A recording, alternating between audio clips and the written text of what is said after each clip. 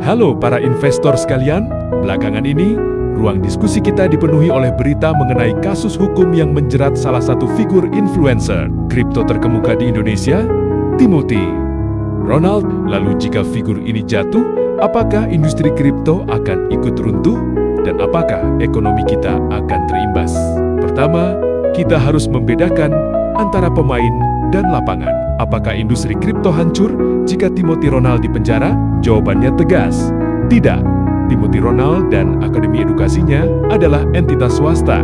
Seorang partisipan pasar industri aset kripto di Indonesia tidak berdiri di atas pundak satu orang influencer, melainkan berdiri di atas infrastruktur regulasi yang diawasi ketat oleh negara melalui Bapepti dan OJK. Pasar ini digerakkan oleh exchanger resmi dan sistem blockchain global yang terdesentralisasi.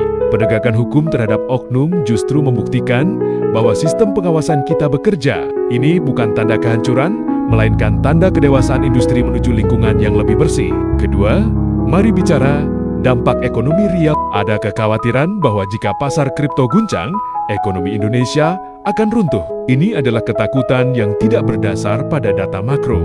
Walau ada 20 jutaan investor kripto di Indonesia, namun kita harus ingat, Bank Indonesia telah membangun tembok api yang kuat. Perbankan kita dilarang keras menggunakan kripto sebagai aset neraca atau alat pembayaran. Artinya, jika pasar kripto global bernilai nol esok hari, perbankan tetap aman. Tidak akan ada krisis sistemik seperti tahun 1998 atau ke 2008. Dampaknya hanya pada penyusutan kekayaan individu, efek wealth effect, bukan kebangkrutan negara. Ketiga, kripto hanya ramai di medsos dan bukan pasar di dunia nyata. Pandangan ini ada benarnya. Undang-undang mata uang kita sudah menetapkan mendaulat rupiah sebagai satu-satunya alat pembayaran yang sah. Jadi, kripto hanyalah komoditas, bukan uang.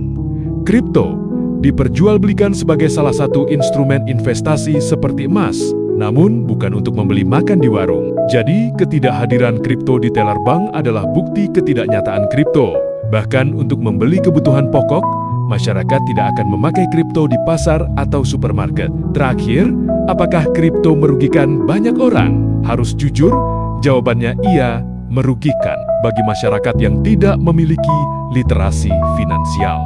Kripto adalah hutan belantara yang berbahaya dan memberikan janji kosong. Volatilitasnya ekstrem dan celah penipuannya besar. Banyak orang kehilangan uang, bahkan terjebak hype, koin gorengan, dan kata manis influencer tanpa fundamental yang jelas. Kesimpulannya, kasus hukum yang sedang berjalan